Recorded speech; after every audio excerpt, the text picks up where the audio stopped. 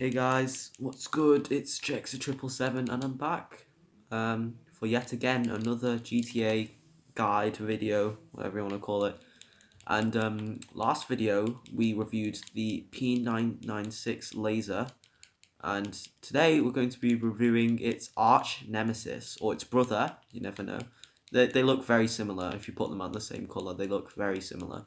But we are going to be reviewing the Mammoth Hydra. So, yeah, this is the Mammoth Hydra. As you can see, I've got it in a nice red. And yeah, this is a very controversial topic as to which one's better, the laser or the Hydra. I'm going to say it right now, the laser is better than the Hydra. Yes, it's slower, but the handling is better. And it's more agile. Now, the reason why everyone thinks the Hydra is better is because it's worth its price. The Hydra comes at a price of $3 million if you have the trade price, and it costs 3.9 million, I believe. It is, yeah, it's 3.9 million without the trade price. And now to unlock the trade price, you need to complete Deliver EMP for the Humane Labs raid, which, as you can see, I've done. So it's $3 million for me. And I guess you could say the Hydra and the laser have very similar features. They both have explosive cannons, and they both look very similar. And yeah, the laser is double its price, so the laser is not worth its price as the Hydra is. But if we're talking about purely which one is better, the laser's better. But the Hydra is worth its money, whilst the laser isn't. If we're going to talk about the customization, it's exactly the same. It's literally just colors and everything. That's it. It's just the colors, not a whole lot of customization. But this is kind of what you would expect. This is all. By the way, the Hydra is a Pegasus vehicle, so you can't really customize it as expected. But yeah, this is kind of what you expect from a $3 million vehicle compared to a $6 million one. So. And another advantage that the Hydra has over the laser is it has VTOL, which stands for vertical takeoff and landing. So you can literally just go straight up, and if you press your right D-pad or the right arrow key, I believe it is on PlayStation, you can just take off easily like that.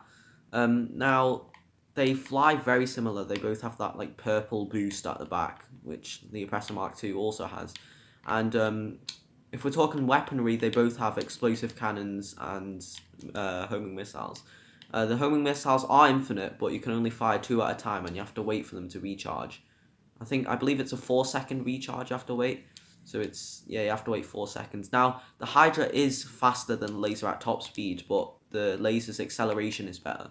The handling isn't bad on the Hydra. Don't get me wrong. It's good. It's all right. It's mediocre, but the laser is just turns corners a lot quicker.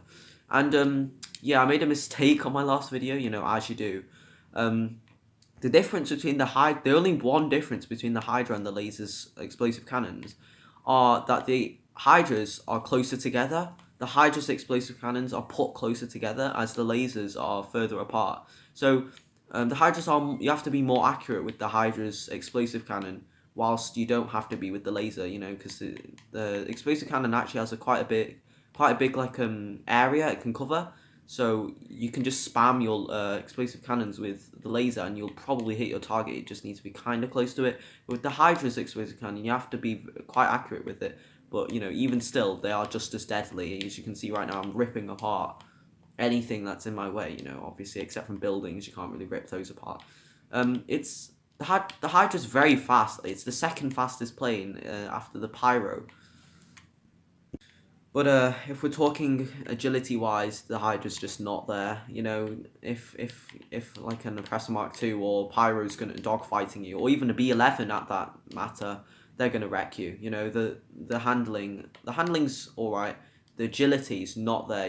See how slowly I turn these corners, and it's not gonna outrun. Like, I don't know. It's not pretty much nothing can outrun Ruiner missiles unless you use countermeasures.